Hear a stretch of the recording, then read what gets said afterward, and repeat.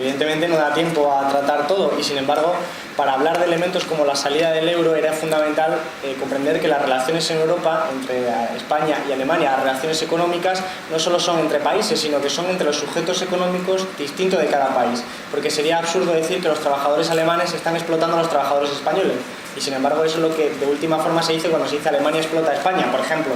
Que no, que es un elemento un poco más complejo que hay que avanzar sobre ello.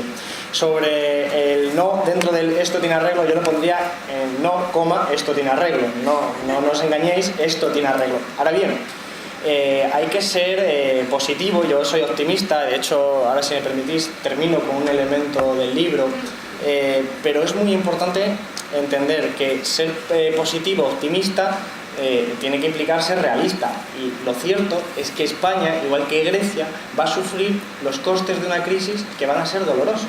Eso es lo primero que hay que aceptar. La crisis va a ser dolorosa para todo el mundo. Lo que tenía que conseguir la izquierda es que sea justa y que sirva para cimentar una sociedad mejor en el futuro. Pero a coste, esto es una resaca. La resaca tú la puedes administrar como quieras, pero la resaca te la comes. Entonces, eso es la situación en la que estamos viviendo, desgraciadamente. Ahora, sí es verdad que hay que ser más optimista. Yo lo soy, pero hay que entender que no es solo una cuestión de elementos técnicos. Has planteado cuestiones ciertas, las energías renovables podrían ser un motor de crecimiento. Yo no lo hablo tanto como motor de crecimiento, sino como que desgraciadamente nosotros tenemos una huella ecológica que supera absolutamente lo que puede tolerar nuestro planeta. Por lo tanto, no lo hablo tanto en términos de competencia, que también, sino en que o hacemos eso, una transición del transporte privado a lo público, una transición de los combustibles fósiles a las energías renovables, una reorientación y una transformación brutal del modelo de producción y consumo a algo más razonable, ecológica y socialmente sostenible, o realmente nos vamos al fracaso. Pero no es casualidad que Rajoy suprimiera las primas a las energías renovables después de venir de Alemania. Fue a Alemania y a la vuelta anunció que suprimía las primas de las energías renovables. ¿Por qué? Porque Alemania está buscando también nuevos nichos de mercado y quiere las energías renovables. Y lo que no quiere es a un competidor. Porque es muy sencillo. Cuando España entró en la Unión Europea le dijeron: ¿tú qué vas a producir coches? Y coches ya produce Alemania. ¿Y para qué queremos tantos coches? No, tú te vas a producir pues cosas de la construcción, el turismo, a lo que tú te especializas. Y así te conviertes en la periferia de un centro. Vendes tu alma, por así decirlo, al diablo. Ahora bien, las energías renovables y todo eso hay que hacerlo. Pero no nos equivoquemos que no se trata, la pregunta no es cómo ponemos a funcionar la bicicleta. Poner a funcionar la bicicleta inmediatamente es necesario para dar satisfacción a la necesidad más urgente de la población: crear empleo y darle formas de vivir a la gente. Pero el problema es que si tú encuentras energías renovables para competir, habrá otros países que se van a ver en nuestras circunstancias, solo que en esa batalla le hemos ganado nosotros. Es decir, esto es competencia, y lo que nos tenemos que plantear es: ¿queremos un mundo de competencia en el que tengamos que competir continuamente y por lo tanto esa bicicleta seguir, o por el contrario vamos a cambiar?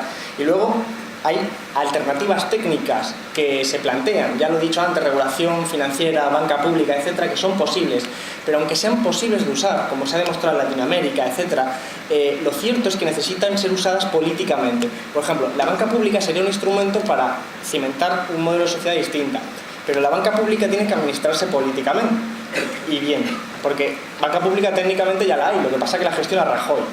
Como comprenderéis, no va a ser el cimiento de una sociedad anticapitalista o poscapitalista, como le queramos llamar, porque Rajoy gestiona esa banca pública y en vez de utilizar las viviendas para ponerla a disposición de la gente con un alquiler barato, lo que prefiere es seguir dándole juego a la banca privada a través de los sistemas especulativos. Por lo tanto, hay que ser optimista, pero ser realista, y realista es que viene una crisis fea. Crisis que tiene que ver, pues, como lo que hemos planteado y que siempre sabía yo que me preguntan por los ahorros. El corralito, al fin y al cabo, es una forma encubierta de preguntarme por los ahorros. Y es cierto que puede ocurrir. Es improbable ahora mismo, porque el Estado garantiza con todo. El Estado se lanza a garantizar el corralito porque el corralito tiene un problema político fundamental, y es que la gente desesperada puede hacer cualquier cosa. Y el corralito, pues, con una gente despolitizada, pues se puede transformar en una barbaridad. Entonces el Estado lo que hace es salvar y ponerse encima para salvar todos los ahorros. Ahora bien, en Latinoamérica lo que vivimos fue un proceso parecido, en realidad prácticamente idéntico. Década, que le llaman ahora la década perdida, de ajustes como los nuestros, que se transforman en frustración de la gente y que la gente rompe con lo que había venido dominando.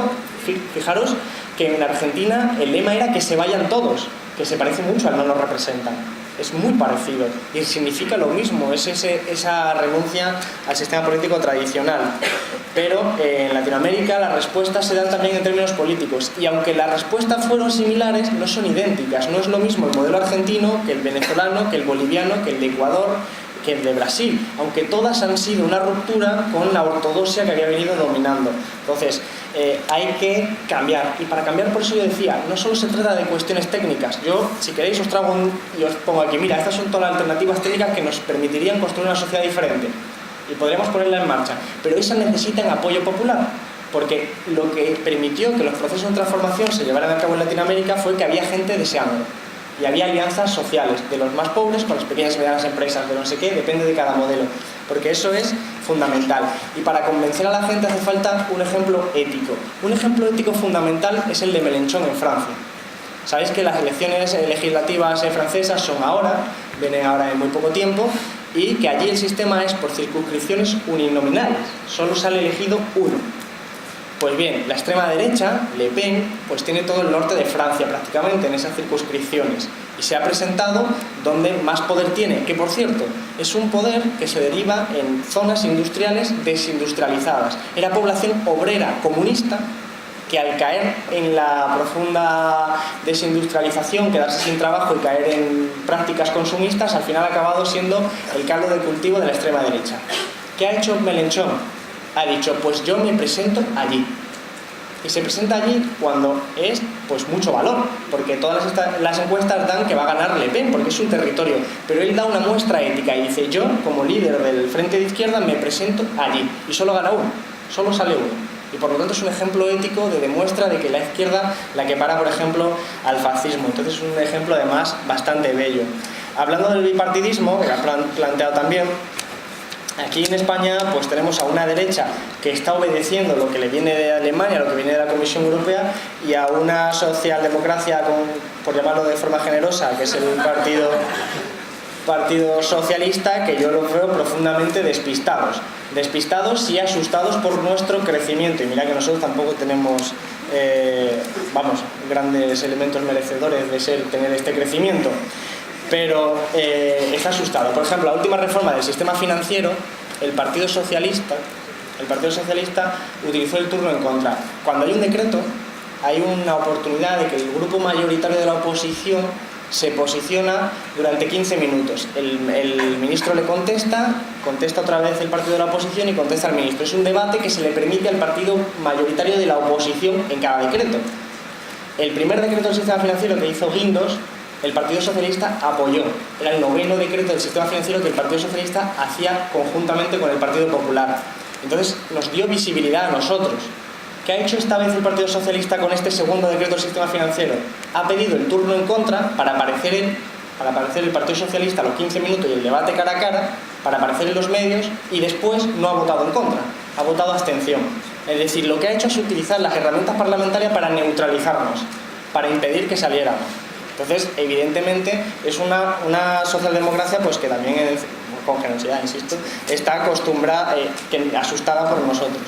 Entre otros, porque tiene miedo de convertirse en el PASOK, que es el elemento griego que evidentemente, porque la izquierda, que la base social del PSOE, por ejemplo, hay que decirlo, suele ser muy de izquierdas, es muy de izquierda la base social, pues es bastante más crítica que la derecha, de modo que ante traiciones a su ideario suelen renunciar antes que las traiciones al ideario del Partido Popular, por ejemplo. Ahora bien, las élites de este país y la transición se nos planteaba. En el libro se plantea muy bien, creo. No es que me esté echando flores a mi libro, sino que realmente para mí sí que hay una élite social controlando este país, y hay muchos artículos que se han escrito al respecto. No es casualidad que los exministros, cuando terminan de ser ministros, pasan a formar parte de los consejos de administración de las grandes empresas. Desde Salgado, que fue la reciente, hasta Piqué, Felipe González, Aznar, Zaplana, Solbes, todos estos, y no solo en España, forman parte después de la élite de las grandes empresas, y al final son ellas las que configuran. En el Congreso no se va a arreglar el mundo. Así de sencillo. El mundo ni España. O sea, es muy sencillo. El Congreso es una especie de, ¿cómo te lo diría?, de farsa, de pantomima, de mucha parafernalia y poca actividad. Para que os lo ejemplifique de una forma muy sencilla, las votaciones son decididas antes de un debate. Es absurdo. Porque se supone que tú debates y en función de eso te formas la opinión. No. En el Congreso no. En el Congreso las élites de cada partido, de los dos partidos se entiende, deciden qué van a votar. En esta mayoría absoluta podéis imaginar que eso ni hasta eso se supera ya. Decide que se vota. Y cuando ya se ha decidido que se vota, va la gente y debate. Y como comprenderéis, pues eso se parece más a una representación teatral que a un debate sano. Y claro, como todo el mundo sabe lo que va a votar, ¿qué te importa lo que esté diciendo aquella persona ahí en la tribuna? Entonces se convierte todo en una especie de representación teatral. Yo subo a la tribuna y hay muy pocos diputados, y los pocos que hay están hablando entre sí. ¿Por qué? Porque es que da igual, yo no les puedo convencer, e incluso, pues evidentemente, ni ellos van a ser convencidos. Un detalle: en esta reforma financiera, la última, la de anteayer, planteaba lo siguiente, le decía yo a uno del PSOE, porque nosotros estamos rodeados por el PSOE en el Congreso, y nosotros le decimos que les tenemos rodeados a ellos, pero en cualquier caso depende de la óptica.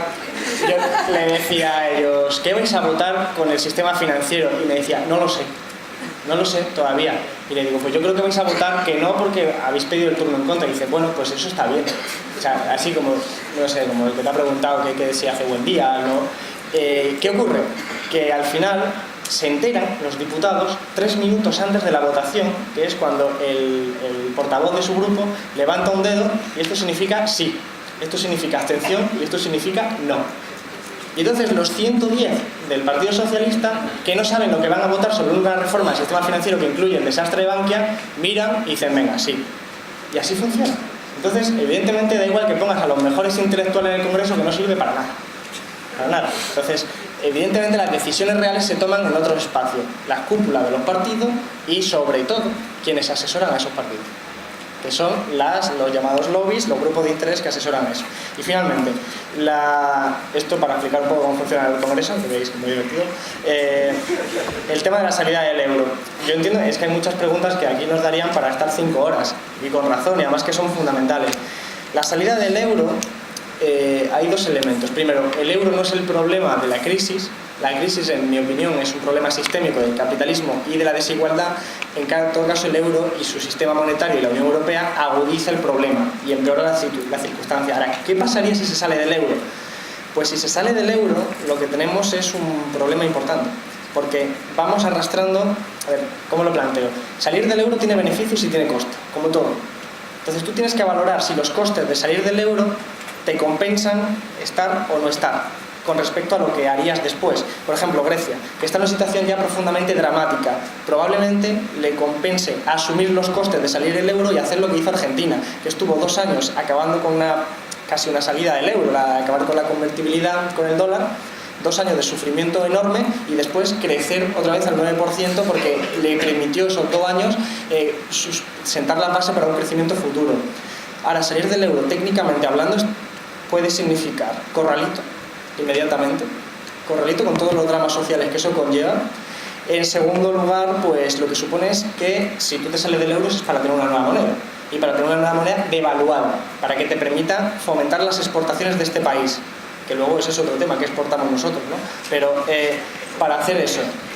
Ahora bien, si haces eso, significa que las deudas, que es el principal problema que tenemos actualmente, el reconocimiento de las deudas privadas y las públicas, se multiplican. Se multiplican porque lo que tú tienes en deuda a 5.000 euros, como ahora vuelves a ingresar en neopesetas, pues entonces es como si los euros la deuda se tuviera multiplicado por 5, por ejemplo, o por 3, por 5.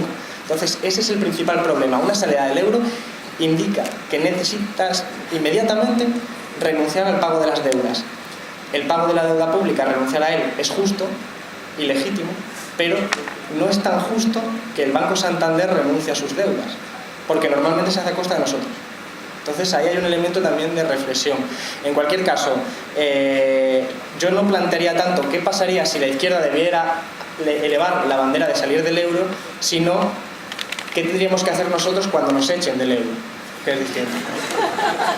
Porque es un poco también lo de Grecia. Grecia, Syriza lo ha hecho muy bien. Syriza no dice que quiere salir del euro, no lo ha dicho en ningún momento. Lo que pasa es que utiliza una amenaza que creo que se ha planteado ante aquí. Dice Syriza, nosotros somos una bomba de relojería, o aceptáis nuestros cambios o hacemos que esto estalle. porque sabe que si Grecia cae, empieza el efecto dominó y cae muchísima más gente. Entonces ahí es donde está Syriza, que sin decir que quiere salir del euro, fuerza un poco esa dinámica. ¿Por qué? Porque si tú eres la persona que levanta la salida del euro y después sales del euro y produces ese caos social que se va a producir, a ver cómo sales tú a la calle diciendo yo pedí esto. Es muy difícil, la gente no lo entiende. Entonces hay el elemento político y estratégico de decir yo no quiero ser el que abandere esto, pero cuando suceda yo voy a ser la salvación. Entonces es un elemento de política interesante. Primero, sobre qué le está pasando a la izquierda. La izquierda está despistada, eso significa que no tiene pistas.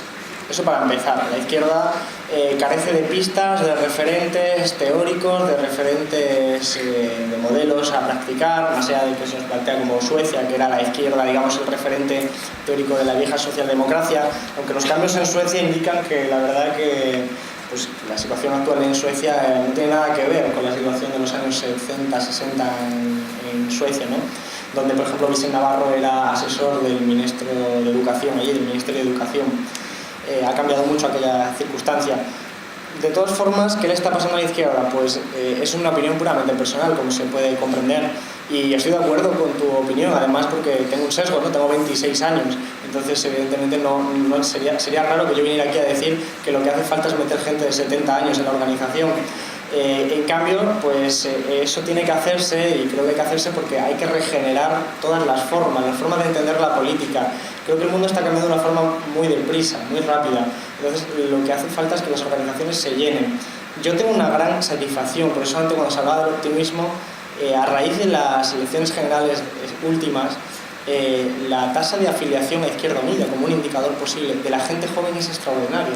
La gente joven, que es la que se está metiendo, porque desgraciadamente en política, igual que en los sindicatos, etcétera, el activismo de los jóvenes ha sido muy reducido desgraciadamente, y ahora sin embargo hay más gente, y de hecho el movimiento 15M se ha nutrido mucho de los jóvenes, por lo menos en su activismo, y realmente yo creo que esa es una esperanza.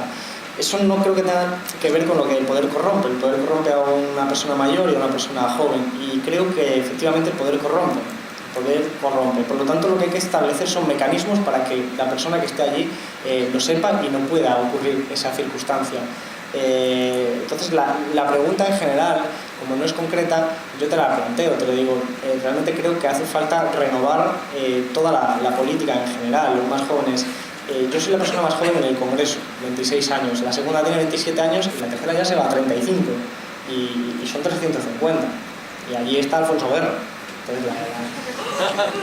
Entonces estamos, pero tiene que ver también con la composición de partidos, la composición y funcionamiento de los partidos propios, del sistema político, que es profundamente oscuro y antidemocrático. No hay democracia interna en ningún partido prácticamente. Unos tienen unos grados más desarrollados, otros menos, ¿no? Evidentemente, normalmente cuanto más a la izquierda, más desarrollo y más democracia interna, pero en cualquier caso nunca hay una democracia plena en los partidos. Eso hay que reconocerlo, y eso es así. Y eso es lo que hace que, como eliges a las personas al Congreso por redes clientelares propias de dentro de los partidos, pues los jóvenes no tengan mucho espacio, porque tú tienes que hacer tu carrera. Evidentemente, como sabéis, pues evidentemente yo no soy ese ejemplo, pero hay muchos casos en el Congreso en el que tú accedes al Congreso como la última etapa de una vida en la que tú has sido primero una persona que ha ido ascendiendo, trepando, como yo diría, a través de tu propia estructura del partido, siempre siendo la línea oficialista, porque los críticos mueren, los críticos fueron. Entonces esa, que yo lo he visto con muchos compañeros que han sido críticos en sus partidos, evidentemente hablo del Partido Socialista, que por mantener una posición más tolerante con nosotros, fuera porque tú pareces un rojo demasiado rojo, ¿no? Entonces depende de los ámbitos en los que te muevas, al final vas viendo que eso ocurre así. En el PP con otros criterios, en nuestro caso pues también habrá elementos que hacen que haya que regenerar, no solo con términos de juventud, sino con términos de redefinición de los partidos en el conjunto, porque eso es lo que hace que al final pues el Congreso esté con esas características que te da pena. Te da pena ver realmente eso, sobre todo porque los jóvenes tienen una preparación y una cualificación extraordinaria que debería aprovecharse, y sin embargo pues no lo está. Y hay una curiosidad, y es que eso sale muy bien en el documental Inside Job, que cuando Islandia demanda a los bancos, manda a un funcionario y se enfrenta ante 10 abogados los mejores abogados de ese momento, ¿no? O sea, los recursos que se dedican a lo público son insuficientes para rivalizar con lo privado. ¿Qué te ocurre? Que cuando hoy en la sociedad la gente más cualificada joven, los que han podido acceder, por ejemplo, a la economía y derecho, están trabajando para las grandes empresas, las grandes finanzas. Yo tengo un montón de amigos muy majos, muy buena gente, trabajando para las mejores empresas porque allí es donde le han encontrado un hueco, y en la política realmente pues no se han querido preocupar, pero yo creo que eso está cambiando. Con lo del 15M, por ejemplo, como no solo el 15M, pues aquí, por ejemplo, hay muchísima gente joven. Y yo te digo que en la primera charla que di en el 2008, ahí jóvenes no había casi nadie. Estaba yo. Era yo la persona más joven de la sala y daba la charla. Entonces es como, ¿qué está pasando, no? Entonces eso sí que hay que cambiarlo. Lo que pasa es que no sé cómo hacerlo. La época de la enseñanza la hice yo y 4 más. O sea, mis compañeros jóvenes vinieron todos a clase. Claro. No, sí, la huelga pasa lo mismo. Entonces se trata de cómo lo cambiamos eso, pero yo no tengo la respuesta, o sea, yo no tengo la respuesta, hay que hacer ninguna pregunta. Entonces se trata de proporcionar humildemente contribuciones y en este sentido. Claro. Y luego lo de la bicicleta con Suecia. Cuando pensamos las cosas en abstracto es complicado, ¿no? Es complicado porque nos sirven para entender la realidad, pero luego no nos sirven para llevar las políticas concretas, ¿no? Esto nos pasa con igual lo conocéis, a Sánchez Gordillo, igual seguro, en el Parlamento andaluz, pues él es una persona con un discurso anticapitalista muy profundo. Y cuando tiene una comisión de sanidad y le preguntan ¿qué hacemos con este conflicto de la huelga, de no sé qué, o qué hacemos con esta gestión? No, el capitalismo es el problema en sí. ¿Pero qué hacemos concretamente con este problema concreto? ¿El capitalismo es el problema? Sí.